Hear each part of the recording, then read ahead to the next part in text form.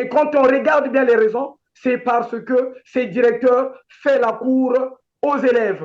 Ces directeurs harcèlent les enseignantes. Ces directeurs harcèlent sexuellement les élèves. On voit des messages et nous avons des preuves.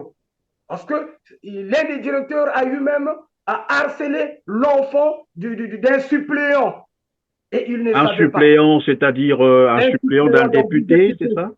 du député, oui, un suppléant du député. Nous avons des preuves et nous allons saisir le ministre de l'Intérieur avec toutes ces preuves ainsi que le tribunal administratif afin que tous ces directeurs-là puissent être poursuivis. Pourquoi? Parce qu'ils ont inséré leurs enfants dans nos écoles et qu'est-ce qu'ils font? Ils retirent les emplois du temps aux enseignants qui devaient enseigner. Pendant ce temps, ces classes restent comme ça sans enseignants. On prend le cas de Nganga Dingolo, l'enseignant qu'on a retiré l'emploi du temps est professeur de français.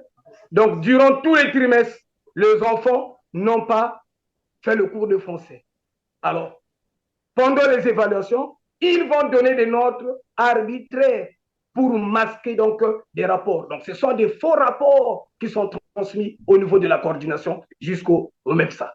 Oui, tout ce que vous êtes en train Donc, de dire pourquoi est ces directeurs ne sont pas donc ces voilà, directeurs ne sont je pas disais, punis. pardon, tout ce que vous êtes en train de dire est très important, mais moi je voudrais un peu revenir sur un fait, parce que vous avez parlé du harcèlement des jeunes filles, des élèves, parce que ça c'est grave. Et vous dites d'ailleurs que vous avez les preuves. Ça se passe où concrètement? Et est-ce que l'inspection, je ne sais pas, scolaire qu'on appelle ça, est au courant de tout ça? Bon, mais ils sont au courant, c'est connu de tous, mais ils ne peuvent pas être punis. Pourquoi? Parce que ils entretiennent donc leur cabri. Donc il y a l'impunité, on ne peut rien faire face à cette situation. Ils Entretenir sont les cabris, ça reconduits veut dire continuer à verser de l'argent à, pour se verser des pots maintenir de à son verre pour se poste. maintenir.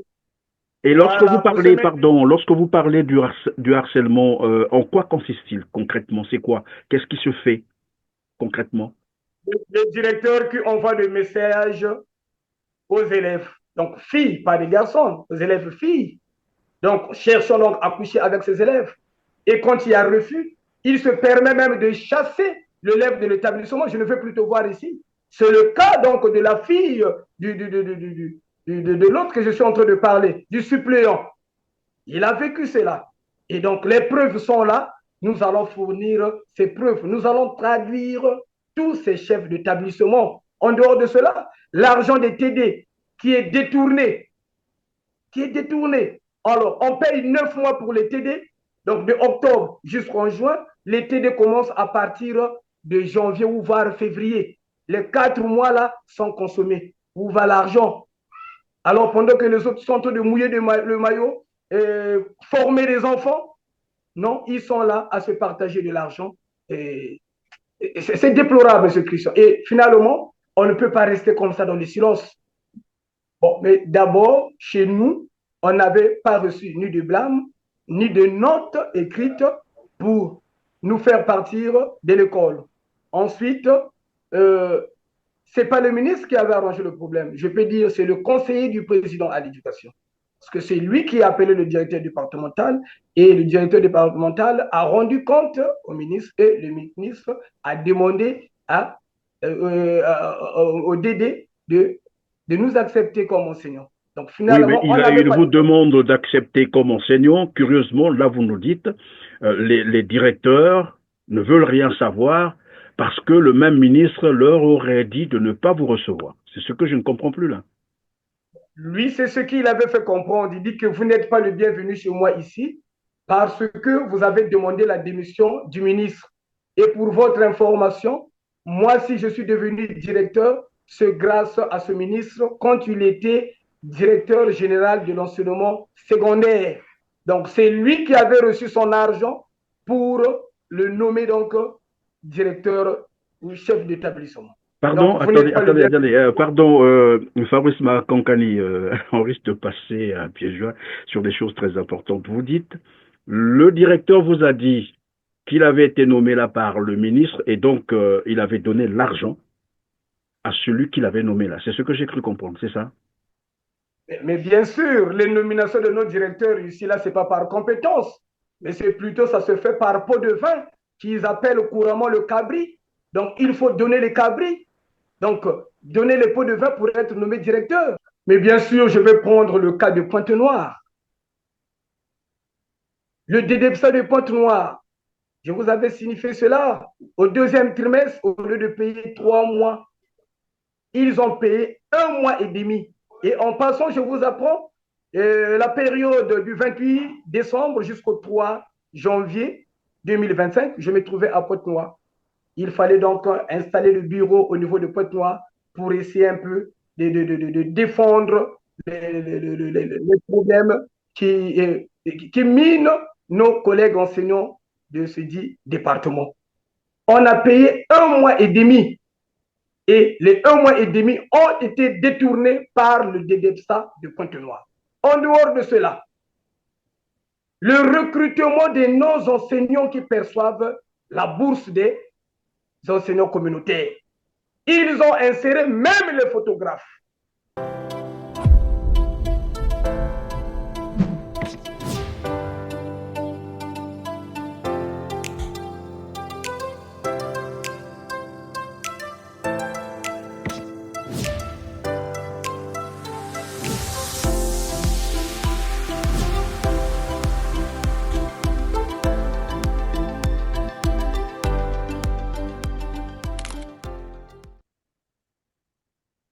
Bonjour à toutes et à tous, mesdames, messieurs. C'est encore un plaisir de vous retrouver sur RCT. Merci de suivre ce numéro de Droit de Savoir qui portera encore sur l'éducation au Congo-Brazzaville. Ne dit-on pas que l'éducation et la santé sont deux piliers de développement d'un pays? Qui veut détruire un pays, inutile de lui faire une guerre sanglante qui pourrait durer des décennies et coûter très cher en vies humaines. Il suffit de détruire son système éducatif et d'y généraliser la corruption, disait un conseiller chinois à son empereur. Ensuite, laissez 20 ans et vous aurez un pays constitué d'ignorants et dirigé par des voleurs. Vous avez compris que lorsque vous avez détruit le système éducatif d'un pays, en permettant et en encourageant la fraude et la corruption, la destruction de ce pays se fera toute seule et le plus naturellement possible. Le pays tombera en ruine. Juste question de temps. Du coup, des malades, des patients mourant entre les mains des médecins médiocres, frauduleux et corrompus. Des baptisés des autoroutes, des ouvrages d'art s'effondreront car construits par des architectes et des ingénieurs médiocres, frauduleux et corrompus. Le système économique du pays, ses richesses, ses réserves de change fondreront comme de la neige, comme du foufou dans l'eau, dirait-on chez nous au Congo-Brazzaville, car entre les mains d'économistes, d'hommes politiques, d'investisseurs et des hommes d'affaires médiocres, véreux, frauduleux et corrompus. La justice, devrais-je vous en dire aussi quelque chose? Eh bien, elle deviendra injuste et au service des plus forts, car entre les mains d'hommes de loi, de juges médiocres, frauduleux et corrompus. Tous les domaines, je dis bien tous les secteurs, seront en ruine, car gérés par des tricheurs, des fraudeurs et des corrompus qui n'ont pas d'âme, pas de valeur, pas de repère, pas de modèle, pas de grandeur, pas de dignité, pas de conscience. Voilà qui entraînera donc l'effondrement total du pays. Le pays sera en ruine. Dites-moi si le Congo n'est pas en ruine actuellement. Mesdames, Messieurs, chers internautes congolais, observez autour de vous pour constater si tout ce que je viens de dire en amont n'est pas réellement la réalité vécue actuellement au Congo-Brazzaville. Bienvenue à ceux qui viennent de nous rejoindre pour la première fois sur R7 avec moi sur ce plateau.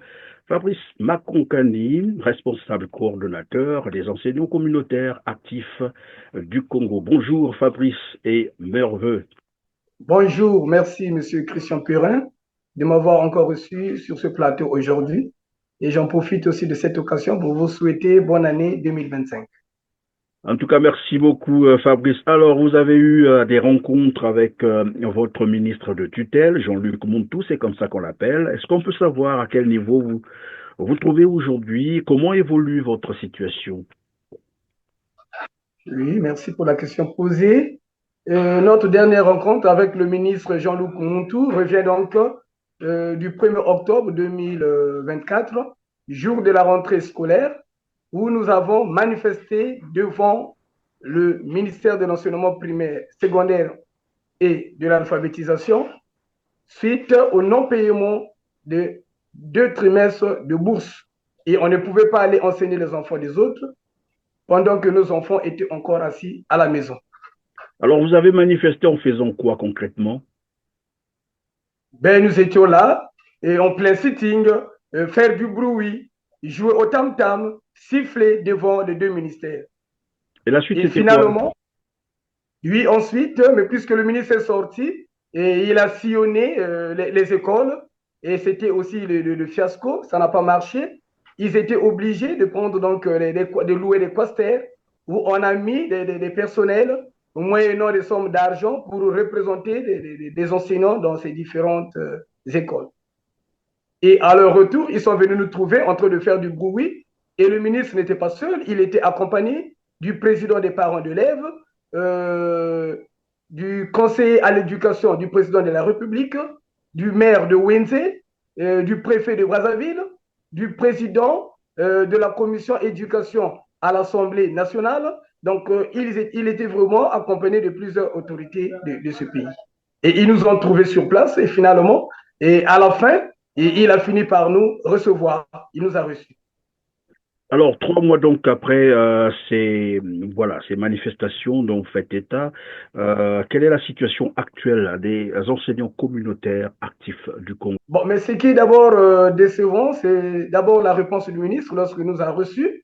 Et ça a été d'abord pour 2 points. Euh, la restitution d'abord de nos emplois du temps, puisque le ministre avait exécuté à sa menace. On nous avait retiré des emplois du temps. Donc, il fallait évoquer aussi ce problème. Alors, le ministre nous a fait comprendre que ce n'était pas lui qui nous avait retiré les emplois du temps, mais c'était plutôt le directeur départemental. Alors, concernant nos revendications, eh bien, il nous a bien fait comprendre que ça n'émanait pas de sa volonté. Donc, la dernière décision revenait au chef de l'État.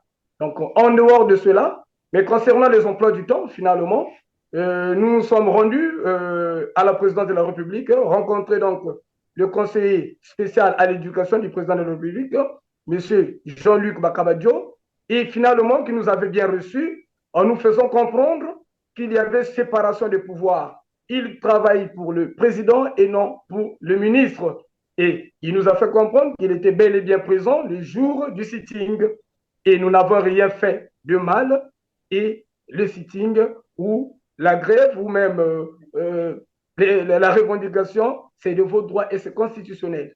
Et il a pris son temps pour appeler le directeur départemental, lui ordonner de rétablir la situation. Et ça a été fait. Nous nous sommes rendus chez le DDEPSA. Le DDEPSA à son tour, le DDEPSA ne peut pas prendre une décision sans pourtant consulter sa hiérarchie, donc le ministre. Et finalement, il a instruit l'inspecteur coordonnateur et l'inspecteur coordonnateur nous a demandé d'aller prendre nos notes de mutation, donc d'affectation. Et nous sommes rendus là-bas, il nous a remis donc ces notes, mais arrivé dans nos différents établissements où nous avons été affectés, finalement, les directeurs n'ont pas voulu nous recevoir. Je prends le cas de celui de mon établissement, là où j'ai été affecté, à l'amitié. Il a refusé de me recevoir et dit que tu n'es pas le bienvenu. Comment on peut faire ce genre de choses? Le ministre avait bel et bien instruit que vous ne serez plus des enseignants. Et comment se fait-il qu'on peut vous envoyer encore chez moi ici? Donc, vous voyez, oui, pardon, à ce niveau-là, on va s'arrêter un instant. Le ministre, apparemment, a trouvé une solution pour vous parce qu'on vous a remis vos emplois du temps et tout, on vous a demandé d'aller travailler. Est-ce que cela avait été fait avec une note, j'allais dire, écrite? Bon, mais d'abord, chez nous, on n'avait pas reçu ni de blâme, ni de notes écrites pour nous faire partir de l'école. Ensuite, ce n'est pas le ministre qui avait arrangé le problème. Je peux dire c'est le conseiller du président à l'éducation. Parce que c'est lui qui a appelé le directeur départemental et le directeur départemental a rendu compte au ministre et le ministre a demandé au DD de nous accepter comme enseignants. Donc finalement, oui, mais il vous demande d'accepter comme enseignant. Curieusement, là, vous nous dites, les directeurs ne veulent rien savoir parce que le même ministre leur aurait dit de ne pas vous recevoir. C'est ce que je ne comprends plus là. Lui, c'est ce qu'il avait fait comprendre. Il dit que vous n'êtes pas le bienvenu chez moi ici. parce que vous avez demandé la démission du ministre. Et pour votre information, moi, si je suis devenu directeur, c'est grâce à ce ministre quand il était directeur général de l'enseignement secondaire. Donc, c'est lui qui avait reçu son argent pour le nommer donc directeur ou chef d'établissement. Donc, Pardon, vous n'êtes attendez, pas le attendez, bien. attendez. Pardon, Fabrice Makankani, on risque de passer à pieds joints sur des choses très importantes. Vous dites, le directeur vous a dit qu'il avait été nommé là par le ministre et donc il avait donné l'argent à celui qu'il avait nommé là. C'est ce que j'ai cru comprendre, c'est ça? Mais bien sûr, les nominations de nos directeurs ici, là, ce n'est pas par compétence, mais c'est plutôt, ça se fait par pot de vin, qu'ils appellent couramment le cabri. Donc, il faut donner les cabris. Donc, donner les pots de vin pour être nommé directeur, puisque les preuves sont là. Je peux vous citer, il y a des directeurs qui sont nommés, ils quittent la classe sans passer par la direction des études, il est directement nommé directeur. Je vais prendre l'exemple de mon ancienne directrice, là où j'étais avant. Elle a quitté l'école militaire préparatoire générale de Clerc, où elle enseignait au lycée, et elle a eu une promotion directement directrice. Et c'est déplorant. À cela, je peux même donner un autre témoignage.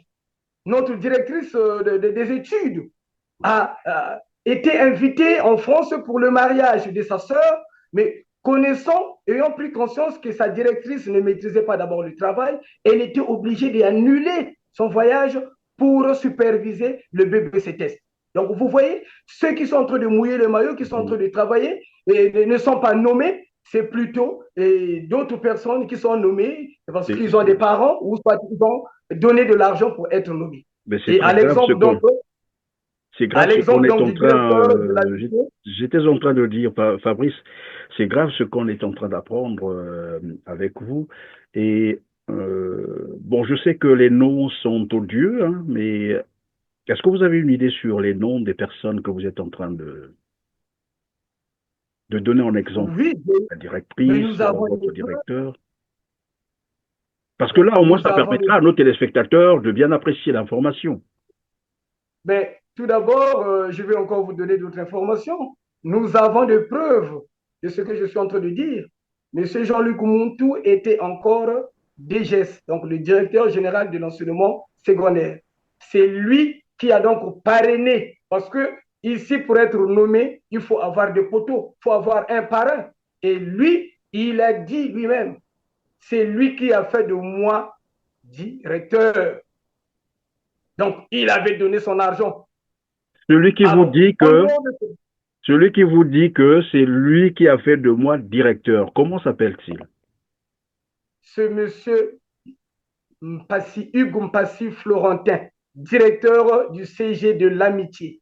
Qui dit que c'est Jean-Luc Montou qui a fait de lui directeur après avoir payé de l'argent. Mais c'est connu de tout le monde. Pour être en tête d'une direction, à la tête d'une direction, il faut donner de l'argent. C'est ce qu'ils appellent le cabri. Et je vous apprends encore, M. Christian Perrin, mais lorsque vous élevez des cabris, il faut les nourrir. Donc, à tout moment, il faut toujours donner des enveloppes pour se maintenir à ce poste. Mais je veux encore dire quelque chose pour avancer. Mais, monsieur. Bon, je sais que généralement, les téléspectateurs me le reprochent, je ne laisse pas les invités évoluer, mais je suis bien obligé parce qu'on a besoin de certains détails pour mieux comprendre les choses.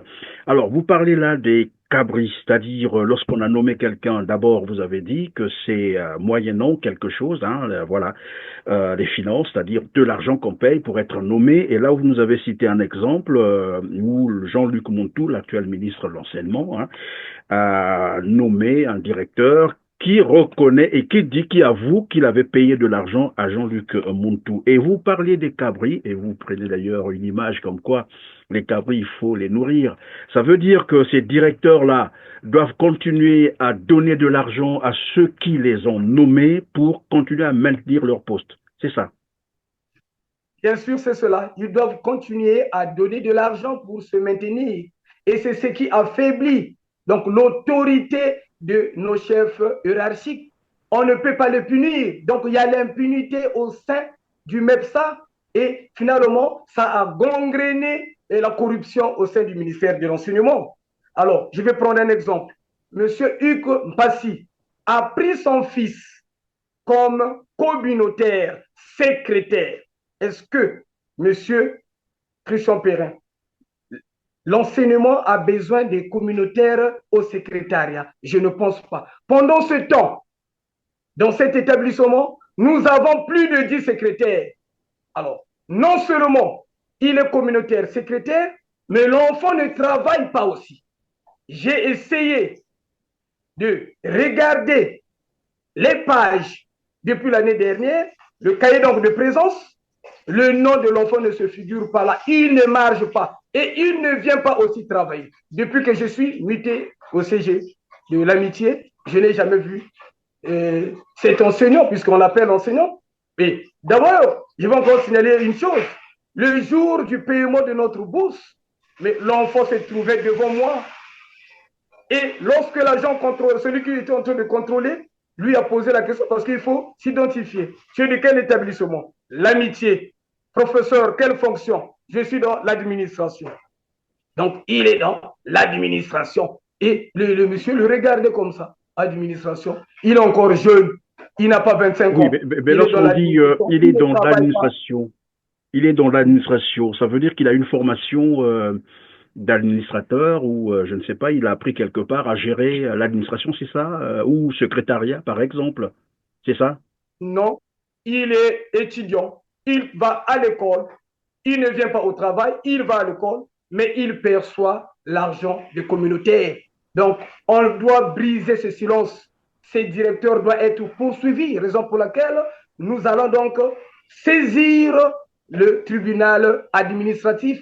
Et pourquoi pas le procureur et le ministre de l'Intérieur? Il doit avoir l'implication profonde du ministre de l'Intérieur pour arrêter un peu ces abus. Alors, vous disiez tout à l'heure que dans cet établissement, il y a plus de 10 secrétaires, c'est ça? Oui, plus de 10 secrétaires. 10 Et secrétaires. en dehors de cela, en dehors de cela, M. Christian Perrin, je vais ajouter quelque chose. Comment on peut accepter ou tolérer aujourd'hui un directeur qui travaille avec 4 économes au bout d'une année, sachant que l'année scolaire a seulement 9 mois. Le directeur ne veut pas de ces économes, donc des financiers, et un directeur qui travaille avec 4 économes au cours d'une année scolaire. Finalement, c'est C'est-à-dire, lui le vous êtes supérieur en de train de meilleur. dire que dans son établissement, il y a 4 économes, c'est ça? Fonctionnaires, 4 fonctionnaires qui font presque la même chose, c'est ça? Pas dans ce, non, c'est pas dans ce sens. Au fait, il trouve ces économes-là incompétents et finalement, Ah, ils sont renvoyés mis à il les l'exécution. remplace en une En année, place à tout il moment. remplace Et 4. finalement, lui, il n'est pas touché. Il fait du bon travail. Il a toujours des problèmes avec ses collaborateurs. Il est là. On ne peut pas le toucher parce qu'il a sa pylône. Et c'est qui sa pylône? C'est le ministre. Il a été parrainé par le ministre. Il est intouchable. On ne peut pas le toucher. Et là, je vous dis encore, il vient encore de me retirer l'emploi du temps en passant, je vous le dis. Pourquoi? Bah, pas seulement moi, avec M. Jusselin, parce que moi et M. Jusselin, on nous avait donc muté à l'amitié et il avait promis qu'il allait faire des sommets pour nous retirer encore l'emploi du temps. Pourquoi il nous a retiré l'emploi du temps? C'est pour 2 raisons. Nous avons, nous avons été absents à la réunion technique des évaluations du premier trimestre. Pendant ce temps, nous avons pris nos 2 convocations, nous avons surveillé, nous avons corrigé et déposé les relevés de notes. Nous avons refusé de se faire recenser parce que la coalition du ministre a organisé un recensement des communautaires. Et nous nous avons dit, nous ne faisons pas partie de cette coalition parce que ce sont les gendarmes du ministre. Et c'est même M. Hugo Mpassi qui nous l'a dit. Puisque quand il a refusé de nous recevoir pour la première fois, le DDTC de Brazzaville l'a appelé au téléphone en lui demandant de nous recevoir.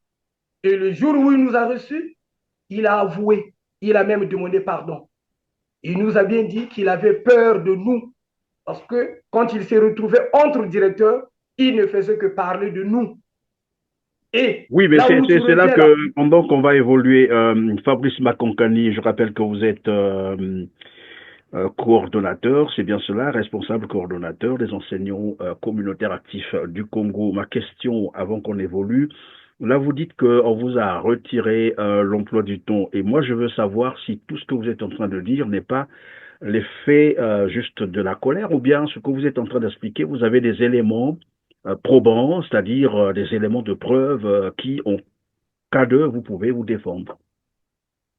Oui, nous avons des éléments, des preuves. Nous avons des images. Mais il faut briser le silence, Monsieur Christian Perret. On ne peut pas continuer avec l'impunité. Mais le président de la République l'avait su le dire. Il n'y aura ni de gros ou de petits poissons. Ils doivent tous passer par la nasse.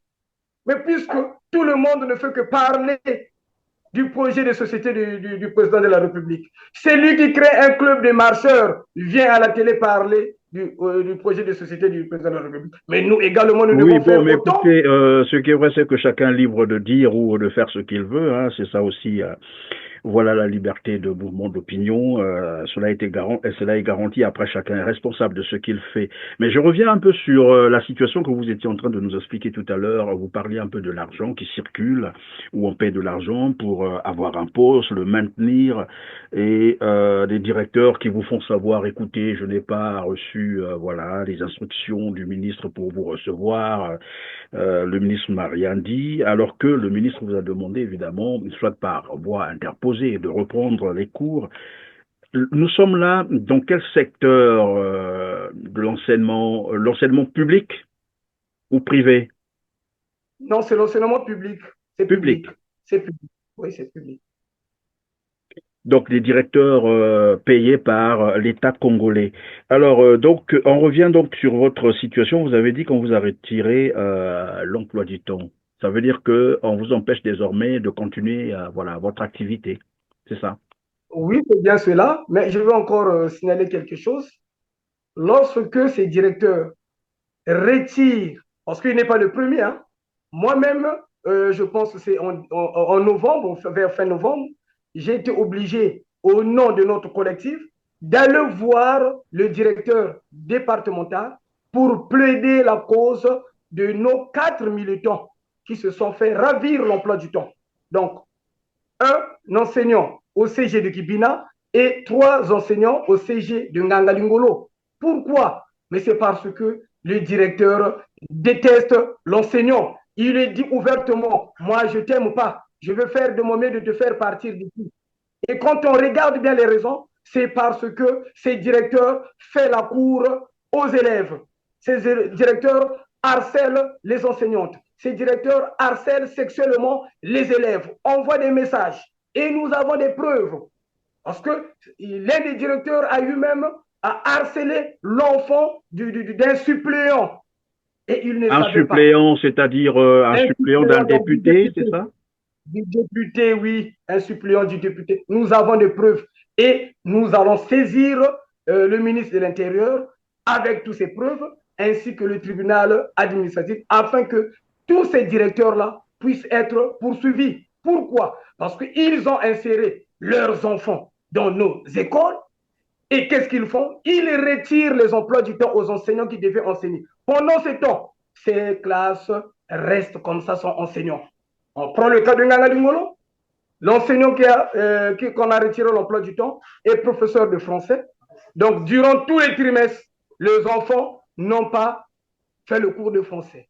Alors, pendant les évaluations, ils vont donner des notes arbitraires pour masquer donc des rapports. Donc, ce sont des faux rapports qui sont transmis au niveau de la coordination jusqu'au MEPSA. Oui, tout ce que vous êtes en train de dire. Pourquoi les directeurs ne sont pas donc ces Voilà, directeurs ne sont je pas. disais, pardon, tout ce que vous êtes en train de dire est très important, mais moi je voudrais un peu revenir sur un fait, parce que vous avez parlé du harcèlement des jeunes filles, des élèves, parce que ça c'est grave. Et vous dites d'ailleurs que vous avez les preuves. Ça se passe où concrètement? Et est-ce que l'inspection, je sais pas, scolaire qu'on appelle ça, est au courant de tout ça? Bon, mais ils sont au courant, c'est connu de tous, mais ils ne peuvent pas être punis. Pourquoi? Parce qu'ils entretiennent donc leur cabri. Donc il y a l'impunité. On ne peut rien faire face à cette situation. Ils Entretenir sont les cabris, ça répondus veut dire continuer à verser de l'argent à pour se verser des pots maintenir de à son verre pour se poste. maintenir. Et Voilà, pour se maintenir. lorsque vous parlez du harcèlement, en quoi consiste-t-il concrètement? C'est quoi? Qu'est-ce qui se fait concrètement? Le directeur qui envoie des messages aux élèves, donc filles, pas des garçons, aux élèves filles. Donc, cherchons donc à coucher avec ses élèves. Et quand il y a refus, il se permet même de chasser l'élève de l'établissement. Je ne veux plus te voir ici. C'est le cas donc de la fille de l'autre que je suis en train de parler, du suppléant. Il a vécu cela. Et donc, les preuves sont là. Nous allons fournir ces preuves. Nous allons traduire tous ces chefs d'établissement. En dehors de cela, l'argent des TD qui est détourné. Alors, on paye 9 mois pour les TD, donc de octobre jusqu'en juin. Les TD commencent à partir de janvier ou voire février. Les 4 mois là sont consommés. Où va l'argent? Alors, pendant que les autres sont en train de mouiller le maillot, former des enfants, non, ils sont là à se partager de l'argent. C'est déplorable, M. Christian. Et finalement, on ne peut pas rester comme ça dans le silence.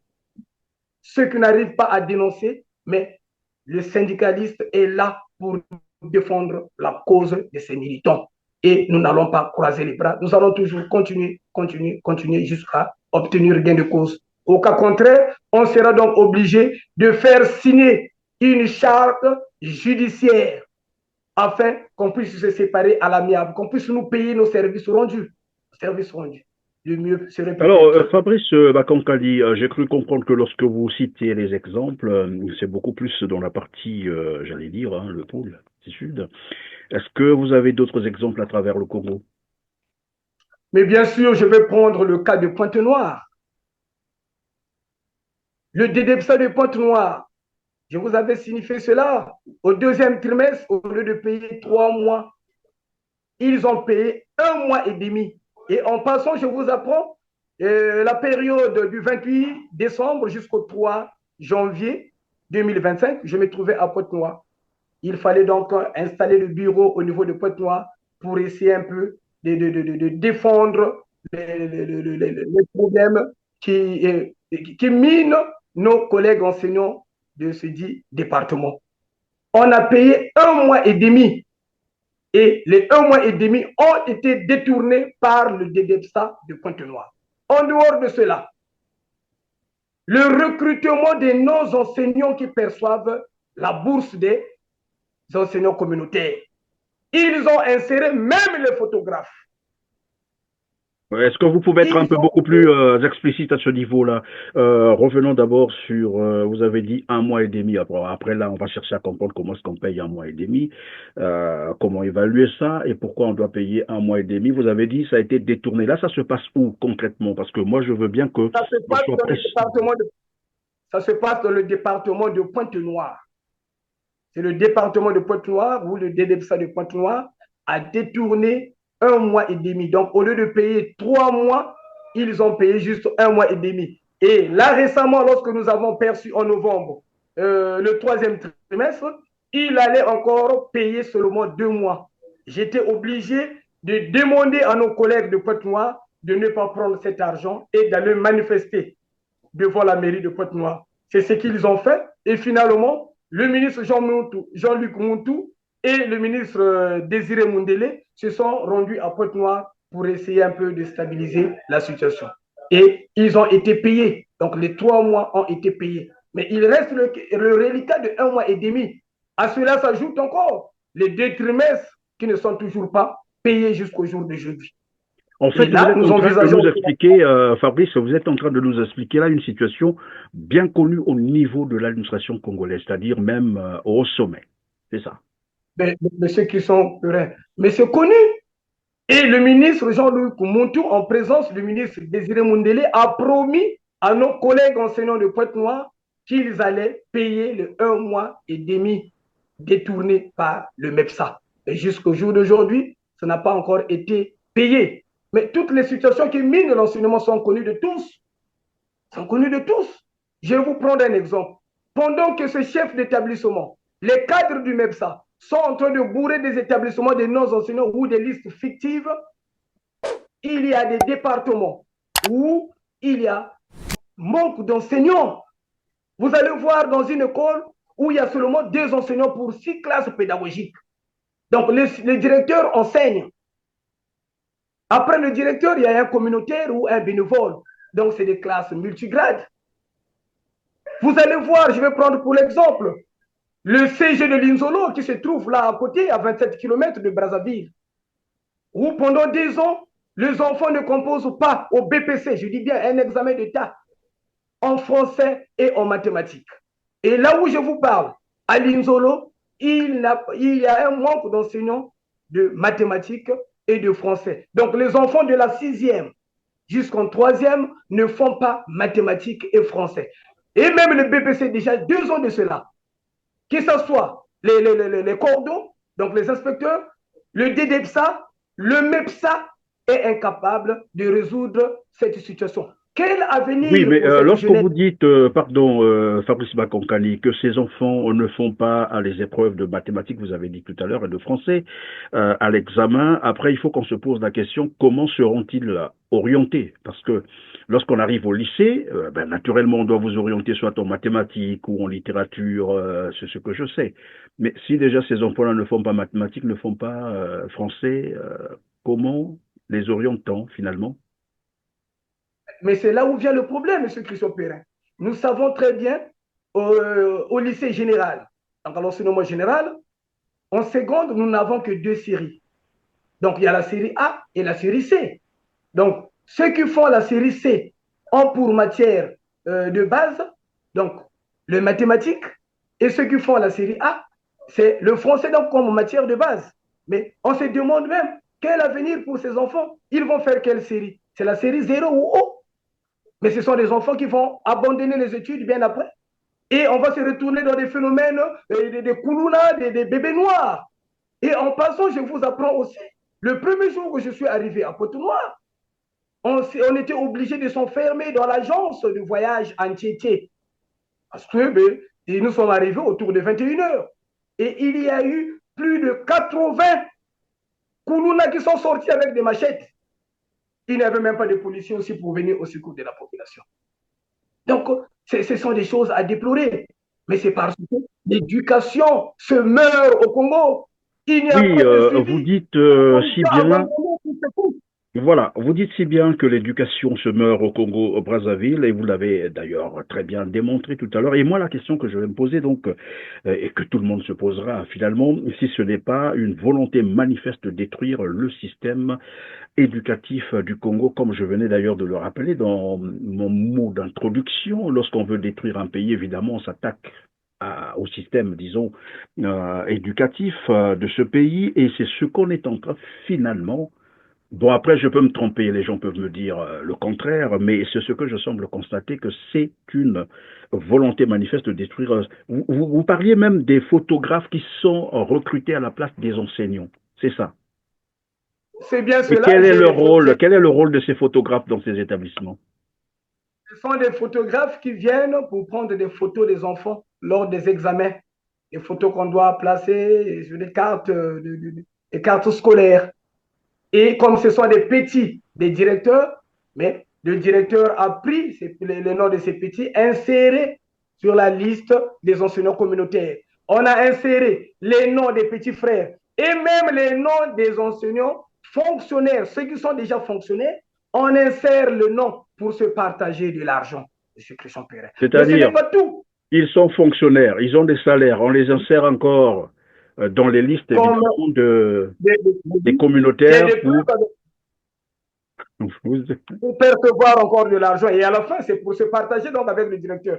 Et la note est signée du DDPSA Pointe-Noire. Le DDPSA Pointe-Noire. Donc, finalement, nous sommes là. C'est pour revenir à la question que vous m'avez posée. Ce n'est pas par colère. Non. Mais on ne doit pas rester silencieux comme ça face à ces impunis. Donc, le gouvernement congolais ne fait que se contenter des rapports fournis par ses chefs d'établissement, alors que sur le terrain, c'est autre chose. Et il y a l'impunité. Pourquoi il y a l'impunité? Mais parce qu'il y a des pots de vin qui sont versés. pour se Évidemment, c'est ce que maintenir à nous ces postes. appelions donc généraliser la corruption. Nous y sommes là. Alors, vous parlez donc du pool, hein, certaines circonscriptions scolaires du pool. Vous avez parlé de Pointe-Noire. Vous avez d'autres éléments, des autres départements, par exemple? Mais c'est pas seulement le pôle. On peut prendre le département de la Liguala, où derrière moi-même j'avais évoqué. On trouve même des prestataires ou des communautaires de plus de 60 ans. Il a déjà 60 ans. Donc, il va encore bénéficier, il ne peut plus jouir de sa souffrance ou de ses droits. Et en dehors de cela, que ce soit dans la Likwala, la Songa ou la cuvette, vous allez trouver des établissements où il y a seulement un seul enseignant ou deux enseignants. Pendant ce temps, à Brazzaville, les écoles sont bourrées de secrétaires. Je vous avais cité des exemples ici. On va à Bernadette Bayonne, il y a plus de 32 secrétaires. On vient là à la Sorbonne créer et construire récemment là, plus de 17 secrétaires. On va à Mansimou, à Kinsuni, plus de 20 secrétaires.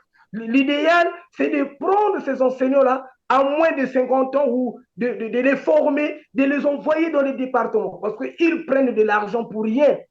Et face à l'État congolais est bien conscient de ce qui se passe. Ils le Alors, savent.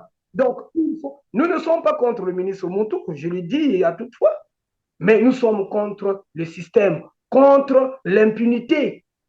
contre la corruption également, vous l'avez démontré tout à l'heure. Alors, vous disiez qu'il y a un grand déficit d'enseignants, évidemment, dans le système éducatif congolais. On parle de 20 000 enseignants, c'est-à-dire un déficit de 20 000 enseignants. Et vous nous dites qu'on recrute des photographes, des parents qui n'ont rien à voir avec l'enseignement, bien entendu, pour qu'ils prennent de l'argent et puis se le partagent. Tout ça, c'est la corruption, c'est la fraude. Mais après, je l'ai dit tout à l'heure, si ce n'est pas un système savamment organisé pour détruire le Congo, parce que c'est ce à quoi nous sommes en train d'assister, je vais vous proposer un élément de reportage que nous allons tous suivre, et on reviendra sur le plateau pour que vous nous disiez ce que vous entendez. Suivez. Vous prenez nos élèves, nos enfants, terminale, université, lisez ce qu'ils écrivent. À l'armée, les gens vont dans des écoles, académies là. Mais c'est des bacs scannés. Ça, au moins, ça c'est favori. Les bacs scannés à 95%, c'est des bacs scannés. Voilà ce que je trouve médiocre. Et on a favorisé la tricherie. Il y a une tricherie à haute tension à l'école. L'enfant ne passe pas. Cautionné même par les parents. Nous, les parents, nous cautionnons ça. Bon, l'enfant ne passe pas, vous l'amenez en classe supérieure. Les élèves sont entrés le Coran, même les professeurs, ils acceptent. Mais vous voulez avoir quel système? Un système négatif. Vous êtes renvoyé à Kélé, excusez-moi toujours de parler de Kélé, et vous vous retrouvez avec un autre bulletin. C'est une tricherie. Il faut qu'on mette un peu de l'ordre. C'est simple, 4 millions d'habitants. On n'arrive pas. Mais le système éducatif, nous avons un problème d'enseignants. Les gens vont prendre le service à Kélé, et ils reviennent rester à Brazza.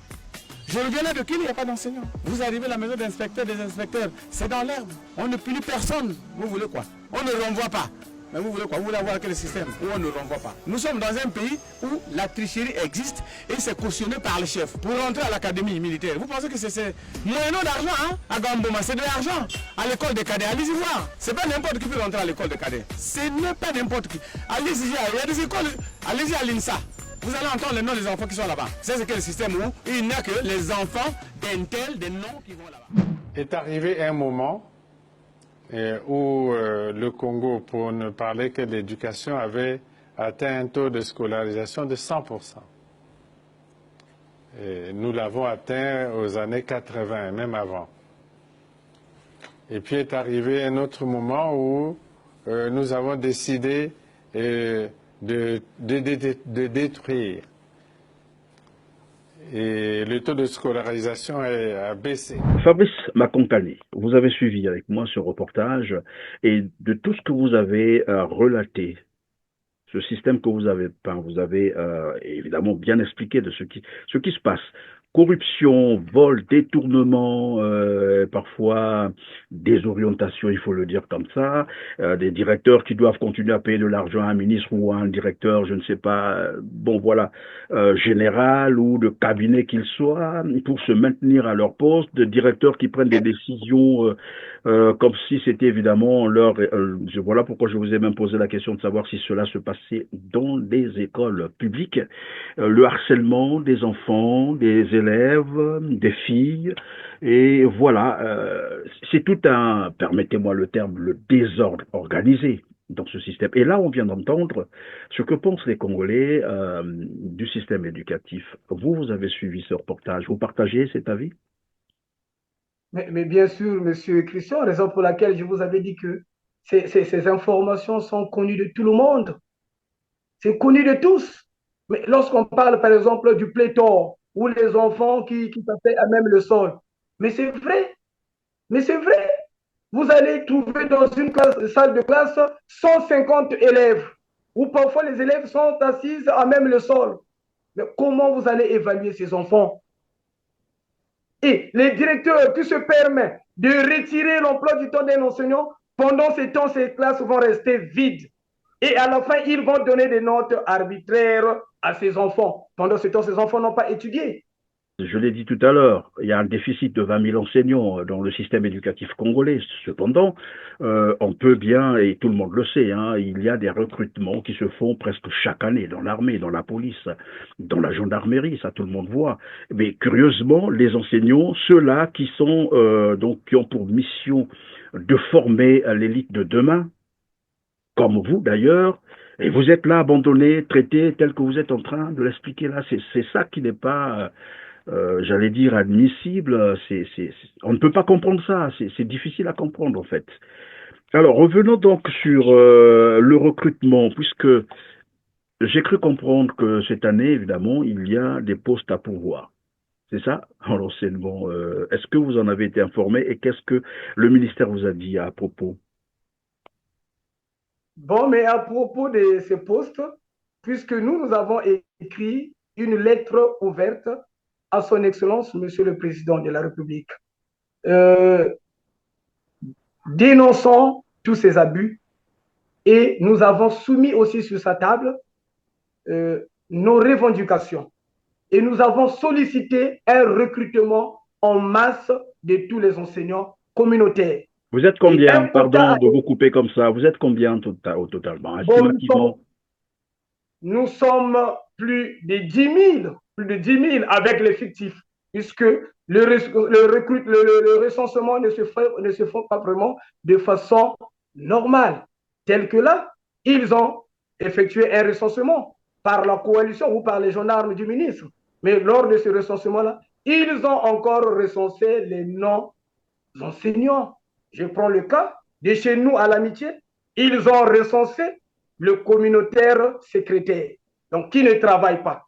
On va à Pointe-Noire la semaine passée, non, c'est au cours de cette semaine, où ils ont encore recensé les petits frères, les enfants et les photographes des directeurs de nos établissements. Alors, nous, sur la table du président de la République, nous avons déposé quelques revendications et même soumis des propositions, à savoir sur le quota qui sera alloué cette année pour les enseignants, ceux qui ne seront pas recrutés. Donc, qu'on puisse les attribuer donc, une attestation provisoire de l'intégration à la fonction publique pour garantir, mettre en sécurité ces enseignants qui sont harcelés à tout moment. Parce que pour les filles, ces directeurs sont obligés de coucher avec nos sœurs, nos collègues. Sinon, ils vont se voir privés d'enseigner, retirer l'emploi du temps. Et ça se fait. Nous avons des preuves, nous pouvons fournir ces preuves.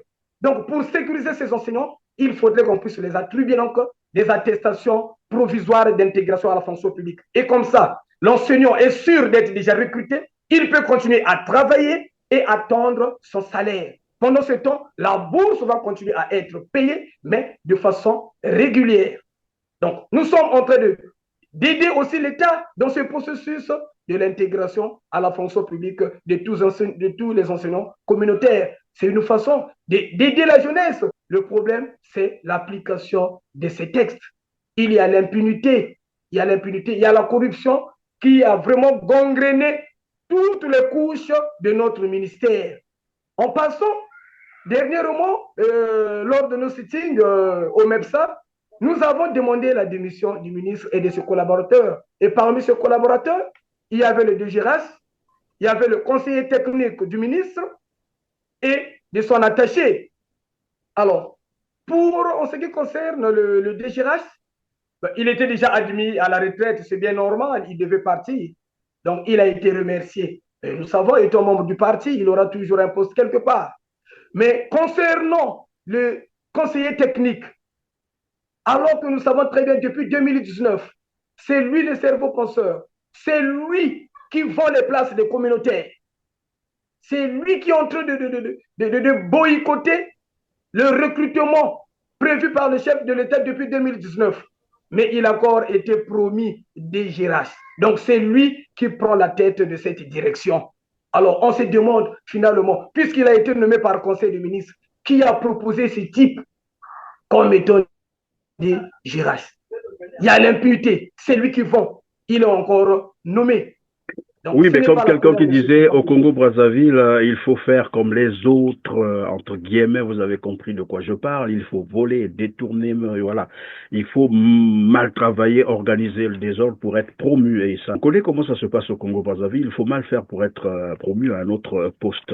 Alors, vous parliez également au niveau de la Bwenza, c'est ce que vous avez semblé me dire, qu'on prélevait 18 500 francs CFA sur quoi, pourquoi et comment?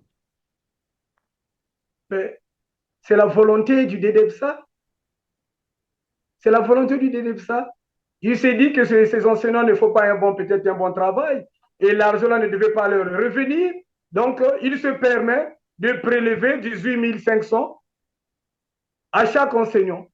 Et c'est connu, nous avons écrit, c'est passé à la télé, ils n'ont pas été punis, ils continuent, ils ont été encore reconduits. Mais finalement, c'est une corruption institutionnalisé. C'est ce que je suis en train de comprendre finalement. Puisque c'est une histoire, ce sont là des faits que vous avez déjà, vous avez communiqué là-dessus, vous avez écrit, mais ça continue, ça veut dire que ça a été institutionnalisé. Mais bien sûr, c'est une chaîne, le fil est long. Si on ne permet pas de punir une personne qui a détourné 1 mois de bourse des enseignants, c'est ce qui vient de dire que le fil est long, il n'a pas détourné l'argent seul. Donc, il ne peut pas tomber seul. Donc, c'est ça, voilà pourquoi, M. Christian Perrin, nous sommes là. Nous avons même écrit à un journaliste de la radio, M. Omer Elenga, afin d'organiser une émission sur le fonctionnement des écoles publiques. Malheureusement, ça n'a pas été fait.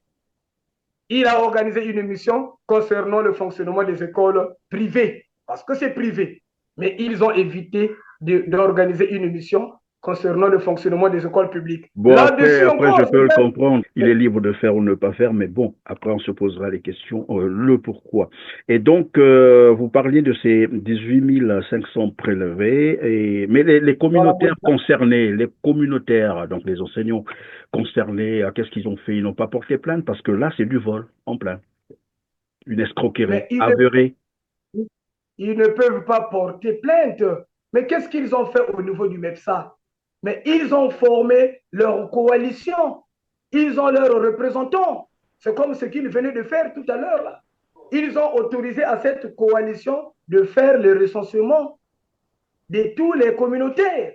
Et là-dessus, puisque ce sont eux, mais vous savez très bien que la main qui donne, c'est la main qui commande. Donc, insérer le nom d'un tel, on insère, ils ne peuvent rien dire. Et la multitude donc des collectifs. Donc, on vous oblige de s'unir, de parler d'une voix, de parler seulement au nom du ministre. Et nous, c'est ce que nous avons refusé. Cela nous a coûté même le retrait des emplois du temps, puisque le directeur l'a bien dit, que vous avez refusé de vous faire recenser, alors qu'il était le premier même à nous dire que non. Je vous vois bien, cette coalition, ce ne sont que les gendarmes du ministre. Quelqu'un qui dit une chose et son contraire. Et on va continuer comme ça, les choses ne vont pas évoluer. C'est M. Christian Perret, je ne sais pas comment décrire ce genre de situation. Vous voyez? Et suite à cela, voilà pourquoi nous tournons vers vous pour des émissions. Parce que faire une émission au Congo, c'est impossible. Il faut d'abord regarder qu'est-ce qu'il va dire. Qu'est-ce qu'il veut? Il veut parler de quoi? Raison pour laquelle on ne peut pas faire une émission concernant donc le fonctionnement des écoles. Et là, quand on vient vers M. Christian Perret, non, vous partez faire des émissions avec un journaliste opposant. Opposants, non, C'est ils se déplorable. trompent. Il n'y a jamais des journalistes opposants parce que nous, on ne fait pas la politique de toute façon. Qu'ils aillent chercher partout, ils trouveront jamais mon nom. Bon, moi encore, je parle de moi. Ils trouveront pas mon nom dans une association quelconque politique. Je n'ai jamais souscrit à une association ni à un parti politique. Donc, je ne fais pas la politique. Je ne fais que du journalisme et je dis ce qui est vérifiable, tel que ce que vous êtes en train de Mais bien dire. sûr, Ah, un c'est journaliste vérifiable, doit c'est être à la vous qui tête. dites. Nous donnons donc la parole J'allais dire, à tout le monde. j'allais dire que un Oui. journaliste doit être à la quête des informations. Et on vous livre des informations comme ça, il faut chercher à vérifier et publier s'il faut. Donc c'est ça. Mais ils Bon, sont chez nous, ils sont. peut-être qu'au niveau du Congo, ils ont une autre, je ne sais pas, signification de l'opposant. Je ne sais pas ce qu'ils appellent par opposant, parce que au Congo-Brazzaville, c'est quoi? Vous parlez de l'eau qui manque, vous êtes opposant. Vous parlez de l'électricité qui est instable, vous êtes opposant. Voilà le panier de la ménagère qui est aujourd'hui menacé, très menacé, vous êtes opposant. Le coût du carburant qui a augmenté, vous êtes opposant. Tout ce que vous dites, vous êtes opposant, sauf lorsque vous avez adulé ou voilà, vous avez chanté le roi Tata Mokonzi, Nkoyi. Bon là, on vous dit c'est bon. Alors bon, mais dans tous les cas, nous sommes là pour également aussi promouvoir la liberté d'expression et nous recevons tout le monde.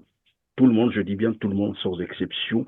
Voilà, la voix elle est libre, hein, le plateau il est à tout le monde. Merci Fabrice Makonkani, à moins que vous ayez encore quelques préoccupations, bien sûr, donc je ne vous ai pas posé les questions, hein, c'est le cas de le faire et ça sera la fin de cette émission. Oui, ça ne peut pas manquer, ça ne peut pas manquer. Parlons d'abord du panier de la ménagère, dont vous avez évoqué tout à l'heure. Mais les enseignants communautaires n'ont pas pu offrir des jouets à leurs enfants pendant la fête de Noël. Donc, nous sommes à 6 mois d'impayés.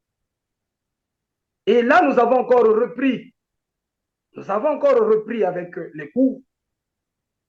Moi, personnellement, j'ai travaillé un jour, puisqu'il fallait faire la correction de la composition avec les enfants. Et c'est après la correction qu'on m'a demandé d'aller voir le directeur et puis avoir des informations. Donc, on ne peut pas rester comme ça. On ne peut pas aller travailler sans argent. Et vos enfants sont allés à l'école tout de même, à la rentrée scolaire? Ils ont eu des fournitures scolaires? Comment vous avez fait?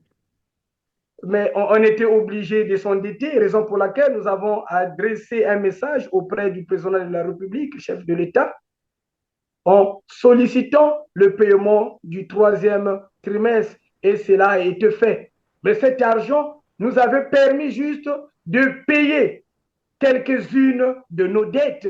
Et là, nous sommes encore endettés. On s'est encore endettés. Donc, nous avons fait passer des fêtes comme ça, sans argent.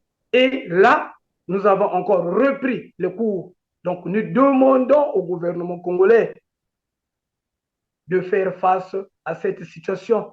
Au cas contraire, un avis de grève sera lancé au plus tard le 15 pour demander à tous les enseignants de rester à la maison. Et à cela, si cela persiste, nous allons faire signer ce que j'avais dit, une charte judiciaire. Donc, pour qu'on puisse nous payer le service rendu, qu'on se sépare à l'amiable, puisqu'ils ne veulent pas de nous, pendant ce temps qu'il y ait un déficit criard au sein de l'enseignement. Nous allons rester chez nous et nous allons saisir la justice. Merci Fabrice Makonkani. Je rappelle que vous êtes responsable coordonnateur des enseignants communautaires actifs du Congo. Grand merci d'avoir été encore avec nous sur le plateau R7 en ce début d'année 2025, dans l'espoir que cette année sera probablement beaucoup mieux que l'année 2024 et que vos problèmes, votre situation pourrait pourquoi pas trouver solution, puisque vous vous êtes exprimé à cœur ouvert, comme qui dirait, ce que vous avez dit, tout ça sont des faits, vous avez dit c'est démontrable, les preuves existent, et bon, encore qu'on dise que vous venez sur le plateau d'une télévision d'un journaliste de l'opposition, ça c'est moi qui assume, hein, et puis de toute façon, voilà. Je suis journaliste et je continuerai à faire donc mon travail. Je tendrai mon micro à tout le monde, je dirai ce que je sais et pour ceux qui veulent des preuves, ben, qu'ils aillent à la justice. On apportera des preuves de tout ce que nous disons. Donc, il n'y a pas d'opposition aux médias, ça n'existe pas. C'est même une ignominie que de penser comme ça. Merci, donc, grand merci d'avoir été avec nous. Revenez comme quand vous le voudrez, bien sûr, et dès que vous avez les nouvelles informations, comme je l'ai dit tout à l'heure, le plateau est ouvert à tout le monde. Vous serez toujours le bienvenu. Mesdames, Messieurs, vous avez compris que nous sommes à la fin de cette émission. Grand merci de nous avoir encore prêté votre attention, de nous avoir suivis. Les petits gestes, je ne cesserai de vous rappeler, de cliquer sur le petit pouce en l'air juste en bas de la vidéo. Vous pouvez également soutenir R7 en faisant un petit don, vous avez le lien juste en bas de la vidéo, sinon cliquez sur le bouton super, merci. Quand j'ai dit ça, je voudrais également vous lire aussi en commentaire, dites-nous ce que vous pensez des sujets aussi sensibles que nous avons abordés aujourd'hui avec Fabrice Makonkani. Merci et à très bientôt.